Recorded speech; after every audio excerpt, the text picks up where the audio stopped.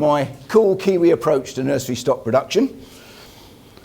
I think you can take it in many ways. I think you've got the Kiwi personality, which is, let's say, a bit laissez-faire. I hope there's no Kiwis in the audience. If there are, I apologise. But they do have quite a relaxed approach to life, which goes, I think, with their climate, which is relatively gentle, maritime, regular rain, and rarely has extremes. But that's the sort of climate description I think we used to use about the UK, but I think that can always change. New Zealand, relatively small country, 4.5 million population, has quite a big presence in world horticulture, and certainly has a very big market in the UK and a growing one in Western Europe. And I guess there's many reasons for it. Some of them are personal, and I think the sort of British Empire and links with the old country has certainly have played a big part in it.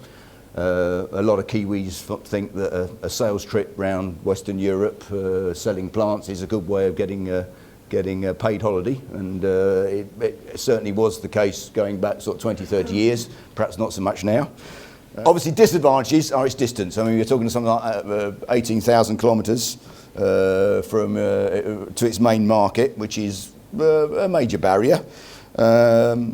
Most of the stock we're moving from one hemisphere to another means that we haven't actually got the luxury of being able to use sea containers and spend 6 weeks or 7 weeks moving it from one area of the planet to the other.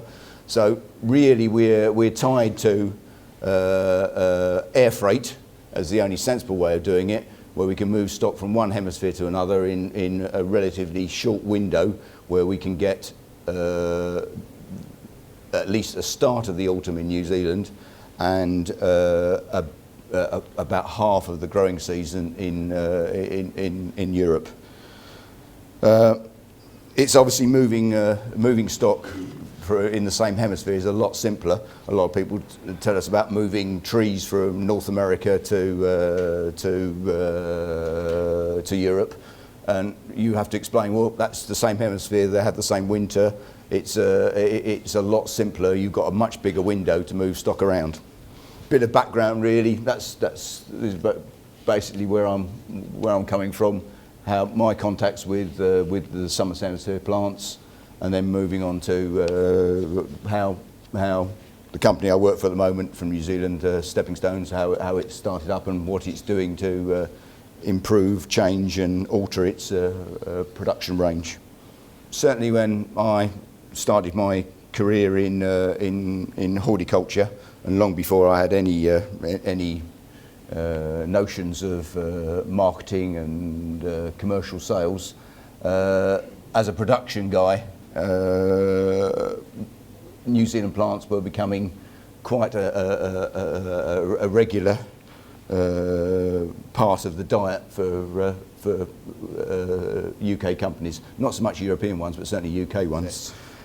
At the time, there was quite certainly in the early 80s, there was a significant amount of companies involved in plants from the Southern Hemisphere. We had Mallinsons from South Africa, we had Lindale, and New Zealand Liners. So it was a significant amount of stock. And new plants, Jacqueline Morris will always tell you the story of how she used to send hundreds of thousands of Virginia Red Robin to Italy. It was the new plant at the time, but of course since has been taken over. It's still a very significant plant, but has been taken over by local production, and in situations like that, really, there's no way that the Kiwis can compete in bringing stock from the other side of the world. As the European home production increased, the export market was reduced down to a few main lines. Obviously, new varieties, Formium, and still Formium is significant. Actinidias, basically Kiwi planting. That's pretty well stopped now, but it was significant at the time. And indigenous plants, because there seems to be always people out there that want to try new plants or try and develop their range and add new plants to it. And of course, the plants that we continually export, which is the bare root stock, where we have the climate and soil advantages. We were basically selling mainly bare root, which obviously had varying degrees of success depending on the technical abilities of the importer. We kind of left, it kind of made visiting nurseries with a sort of sense of trepidation, as you never quite knew what you were going to see. And certainly when the development of composts, inert composts and plugs came along, it took a lot of the risk out of moving stock from one side of the world to the other. I think my take on it is really that there is still quite a significant market in the let's say non-woody non-woody side of the production, but it tends to be mainly with new plants, and with, well, even in the home production in New Zealand, there's far more movement towards planting new, indigenous plants from New Zealand in urban landscapes, which, if you've ever been to New Zealand, you'll see that a lot of it looks very much like suburban southern UK. They've used plants that are native to Europe rather than native to New Zealand, but that's slowly changing. But here we still have demand for lots of unusual plants like Pseudopanax and Pseudowinterers and what have you, and of course the new varieties, which New Zealand seems to be quite good at developing and marketing. Unfortunately, that's very much a one-way exchange, because New Zealand has a very, very tight control on importation, and it's almost impossible to get plants into New Zealand, either legally or illegally. Legally, the quarantine procedures are so tough that invariably they result in death of the plant, which I suppose effectively controls it. And illegally, I think anybody who's been to New Zealand and puts nurserymen down as their profession will know that it's pretty well a full body search. Best to say you're a sales agent or something, but do not mention you're a nurseryman. Early 1990s, a lot of people were travelling around the country, including my old boss, Peter Williamson, who's sadly departed. But he would often return from visits abroad and come back with wonderful ideas on what we should be doing back in Hereford.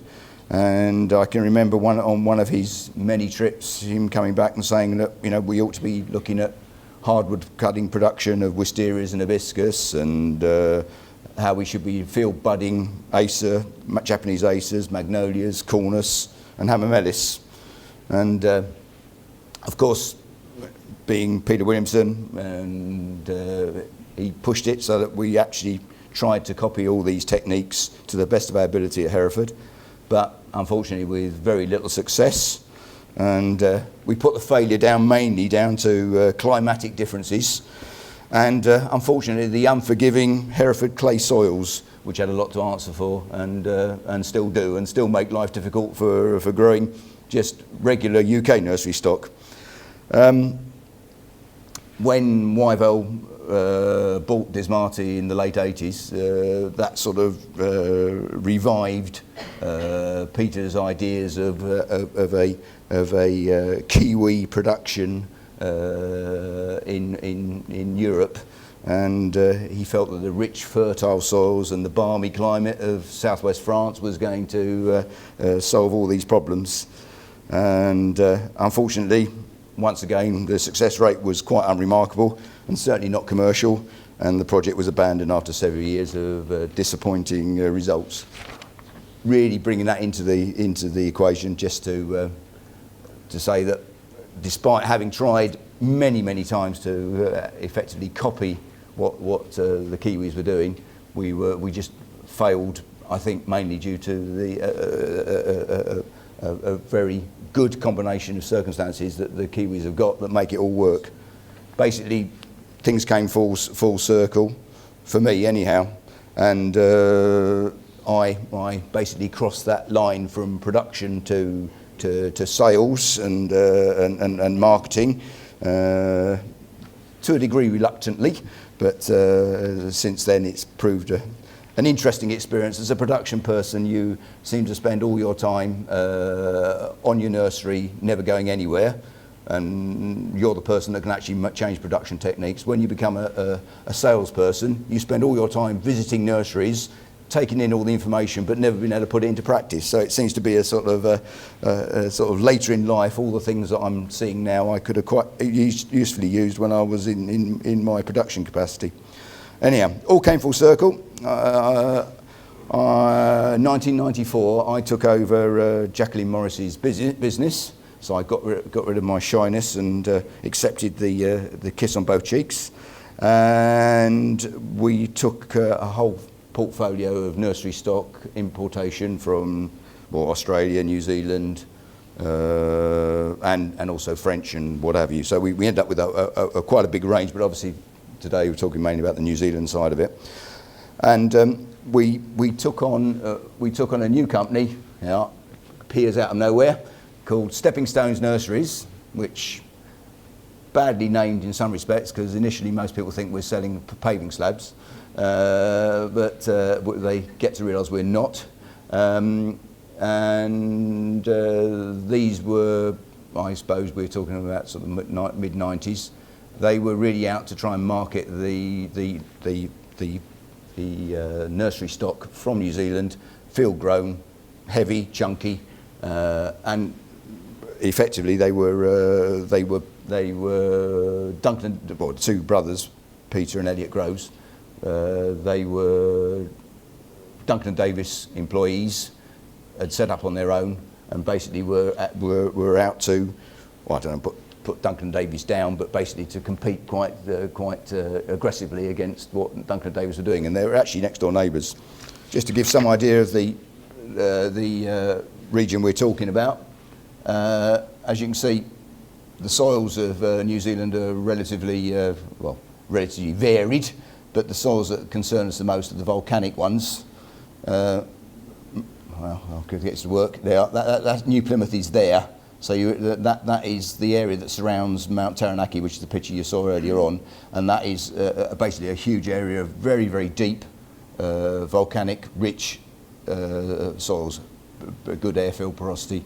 And I don't know about this area here. I'm not certain how good the soils are. I've no knowledge of that. But certainly the ones around Mount Taranaki are excellent. The other thing that is relatively unique, we've obviously got parading westerlies in New Zealand as well. If you look at the temperature in a summer temperature in January and December, you're not getting anything more than sort of 21, 22 degrees. So, a very pleasant temperature. And chilling wise, we're down to sort of, well, the coldest, they do get frost, but it's very, very occasional. It's 5-6 degrees in July. So, I mean, the actual range of temperatures is very pleasant and very easy to live with, and is ideal for pretty well all year round growth and soil field working. And rainfall, well, that's the one the downside. There isn't really a dry period at all. It rains on and off all year round, and with sort of like nearly 60 inches, it's a relatively wet part of the world. But that seems to suit certainly field production, and gives a very, I think it's the soils as well help there, and as much as they're so well drained. So even if it rains, effectively rains in the morning, in the afternoon you can still work. It's a climate that I guess explains why the Kiwis are relatively temperate and not overly explosive. It's a gentle thing. It doesn't change wildly from one season to the next. And it's in some ways, I wouldn't say perfect, because we do have very strong prevailing westerlies, and they can cause significant damage, as you'll see later. But the climate's great, soils are great. The only thing that would worry me really living there was this sort of median tectonic line, which seems to go pretty well right by New Plymouth, which I don't know whether that's going to cause any problems in the future, but at the moment it seems to be fairly dormant. Field system. Bit unique. It's part of the view you see as you come into New Plymouth Airport. The area, the fields, not just for nursery stock production, but for avocados, for other crops in the area, are all divided into they call them acre blocks. I can think you can see from there they're not all acre blocks, but they have significantly high hedges around each field, and that is because they do suffer a lot from salt blast from the strong westerly winds. Most of the hedges are cryptomeria, or certainly the hedges they use around the stepping stones blocks are cryptomeria, as it stays relatively fastigiate and doesn't have any pest and disease problems that can affect the crops we're growing within the hedged areas. It's just a very unusual sight to see field-grown maples in relatively large volumes being grown like that, and it's quite shocking really when New Zealand is so green that as you come into New Plymouth you have these big blocks of red that you come into view.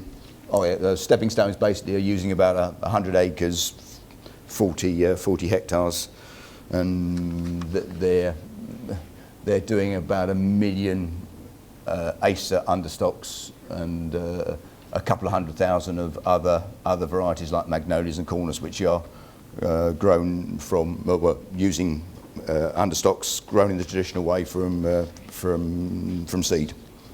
Cutting preparation. This I guess is the unique part of the Kiwi system, in as much as how they are producing the Acer crop in New Zealand. The magnolias, cornus and hammermelis, as I said, are basically produced on traditional seed-grown understocks that are field budded or field grafted.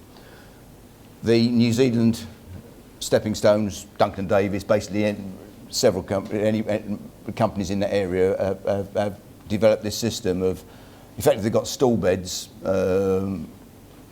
From a distance they look like willow stall beds really, where they allow the cuttings to grow full length, and then they cut the stems and chop them up as you see here.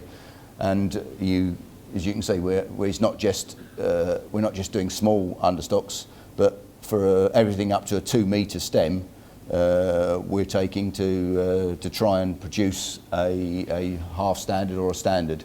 So the difference between a half standard and a standard and what have you from New Zealand is it's not grown from a small plant and allowed to grow up, so you get the bends in the stem. You actually have a straight rod that you root and then bud. So it's very simple, relatively cheap, as you can see. These are all bottom heated beds to callus the stock. So cycle starts in late July, early August. Effectively they're late winter, just before spring basically gets going. Plants, the cutting material is cut up into the size required, put into heated boxes and calloused, and then the calloused plants are then pushed through. You can see here you can get some idea of the type of soil that we're using there. It is a superb soil, and they're pushed through. They put a plastic film over the top and basically push the callus cuttings through the plastic, and obviously normally within several months have rooted enough to be able to start working on them. The traditional system in New Zealand would have been, as you see down here, a budding like in roses, where a single bud is put into the understock and allowed to grow. Now, the problem with that is that it achieved either one single plant, one single stem, very vigorous, very tall, with some branching, or you could also get a 3-stem plant. But effectively, New Zealand was producing 2 main forms, because basically they were just budding.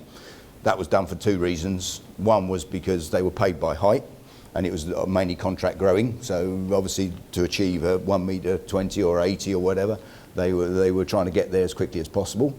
And the second one really was the amount of budwood available. With budding, you can get away with significantly less budwood than if you're grafting.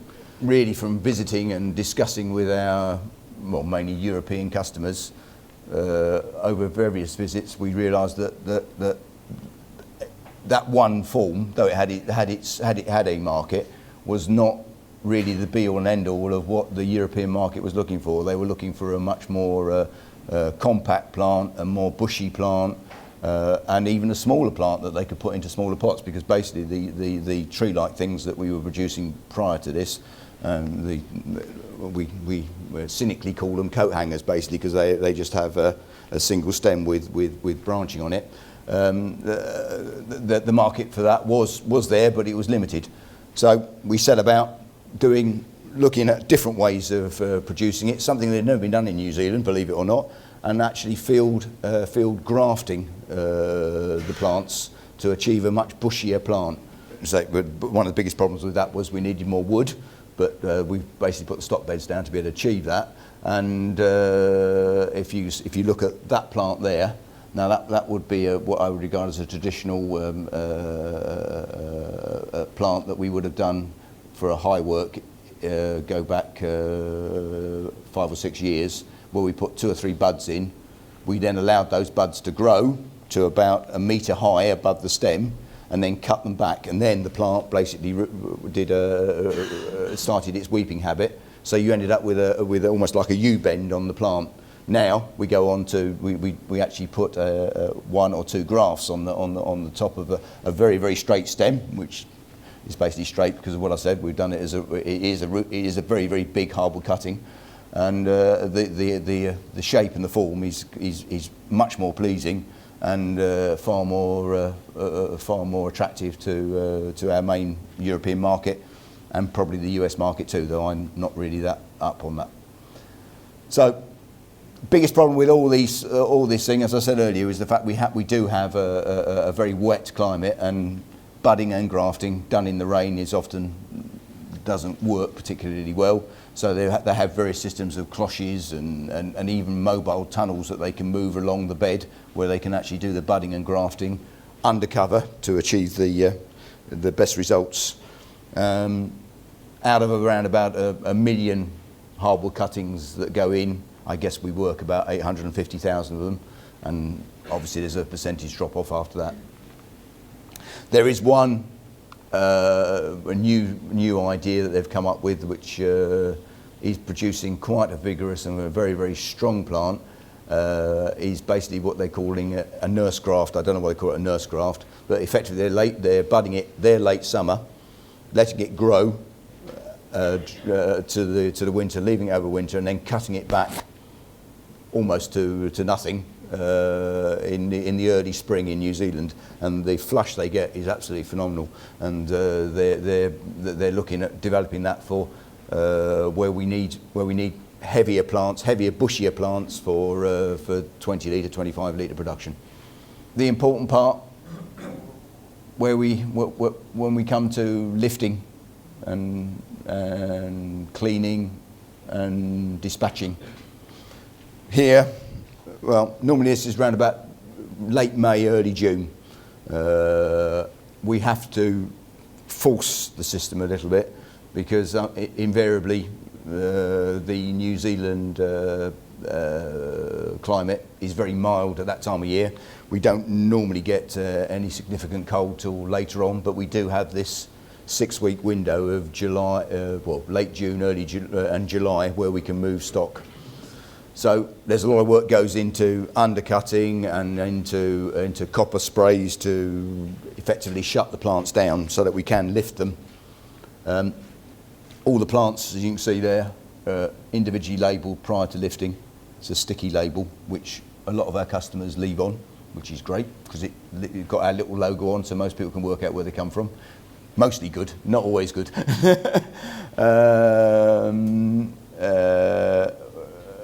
Basically, we do bulk lifting into a holding area, which you see there.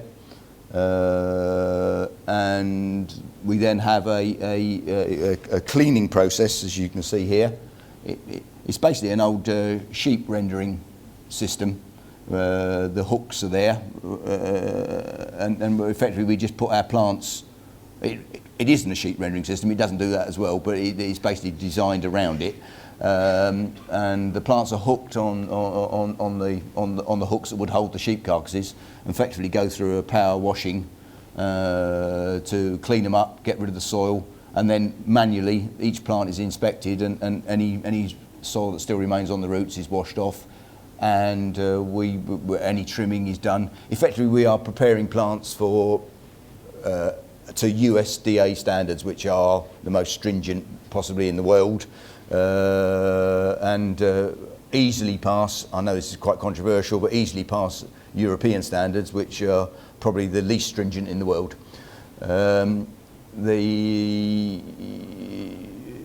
Once the stock has been through the cleaning process and the preparation process, what you're seeing here, they use a gel. I can't remember what it's called, but it's basically like tadpole-y type stuff, which they dip the roots in, and they feel that gives it a bit of longevity during the voyage. Effectively, then they're packed into what we call coffins because of their size and shape. I don't know whether they have any recycling possibilities, but they are.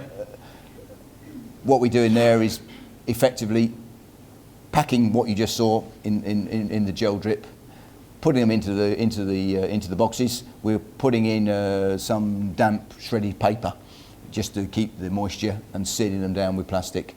The critical thing is the packing. For us to keep our costs down, we have to pack very, very carefully. Air freight is paid by volume to a certain weight, and then you pay by the kilo. And our aim is to try and get the weight that we pay by the kilo effectively, so we use the volume to its maximum. And I think, well, you'd probably be surprised to know that our cost of transport is in and around 10%. It sometimes goes up to 12% depending on the destination, but on the whole our transport costs are on a par with moving stock around Western Europe, or perhaps even within the UK, depending on what you're moving. So if it's done correctly, it's a relatively economical way of moving stock from one side of the planet to the other. Once the boxes are packed, this is in New Plymouth up here. They're trucked up to Auckland, and then we have another little chapter in the plants story. We up to 48 hours, they're put into a cold store. We're not certain whether this actually has much effect, though we do use tracking loggers to try and work out whether it has some effective help. But we think putting them into cold store for 5 or 6 for 24, 48 hours and bringing the temperature down to 5-6 degrees actually gives the plant a bit of a winter chill.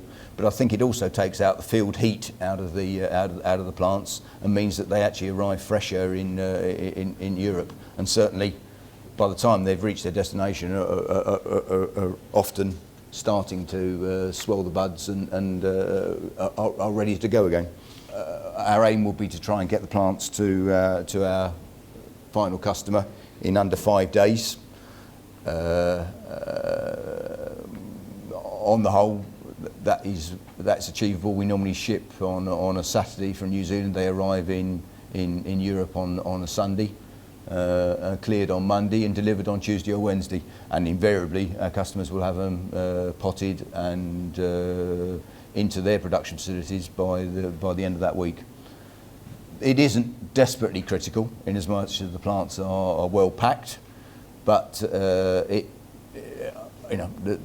faster the better. And certainly what we have found is that people who think they're being kind and putting plants back into cold store on arrival in Europe effectively end up with a plant that can have a bit of a frosted look. It seems as though once the plants, they start at say 5-6 degrees in Auckland, they slowly warm up during the voyage, and by the time they reach Europe, have reached an ambient temperature, say this year, well, in some places it was very high, but have reached a temperature of 20-25 degrees. That we can see from the logger, and the plants have already started to show some signs of waking up from their winter. So our recommendation is we don't put them back in cold store. If you can't pot them straight away, you keep them wet, you rehydrate them and keep them cool. We would expect bud break to be within 2 to 3 weeks of arrival, and certainly we would expect the plants to be fully rooted round, perhaps not pot bound, but certainly rooted round by the end of September. And normally most of the New Zealand plants continue growing well into the autumn and up to the first frost. And it's always wherever we go in Europe looking at our crop, it's always easy to see they either have a very fresh spring look or they have autumn foliage right up until Christmas. My conclusions, as it were, it's using very, very basic horticultural techniques, field production to achieve a strong, heavy plant. It's using a climatic advantage that they have, a soil advantage that they have, and with an objective to supply a strong field-produced semi-finished product. And if you actually look at it, by moving it from one hemisphere to another, we're going from a unrooted hardwood cutting to a specimen plant in something like 18 months, which if you actually did the same thing in Europe would probably take you 3 seasons. So it's a significant saving in time, and from that point of view, I think has a result and hopefully has a place for the future. But the one thing that you do need is very sophisticated logistics. Perhaps not as sophisticated as our Israeli colleague earlier on, who obviously has a much tighter time scale than us, but it still needs to be very, very carefully monitored, very carefully worked out. Packing needs to be perfect. There's a lot of things that need to be very tightly controlled, and it all happens in a very short period of time. So simple production, complicated or sophisticated logistics. This year we put temperature recorders in a lot of our shipments, and it's quite amazing. The airlines will tell you how they look after the plants, and yes, we put on there must be kept between 6 and 8. Well, I think we used 3 airlines this year, and none of them actually achieve what they say they're going to do. Luckily, we've packed them well enough that it doesn't really matter. We had one box this year in Germany that the temperature logger got up to 40 degrees C, and the plant survived. But it's not what we really want, and it's always very difficult to pin those sort of problems down to who's responsible. But luckily, it's rare, and it does seem as though the plants, despite some mistreatment, seem to survive. So, in conclusion, is it simple? Yes, it is. I don't think there's any technology we're using out in New Zealand that's particularly noteworthy or breaking any thresholds. Is it economical? Yes, I think it is. They make a profit, and they seem to do well out of it. It's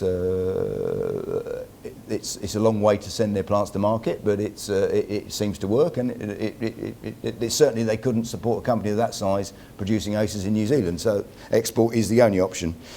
Does it produce a unique product? I think it does produce a unique product in as much as it's a strong, heavy product that performs well.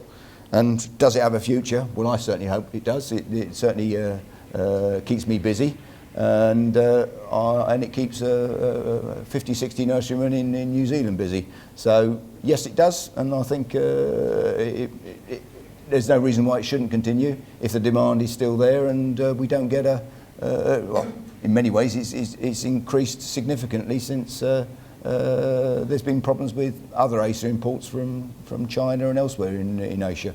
So I think it's there for the good.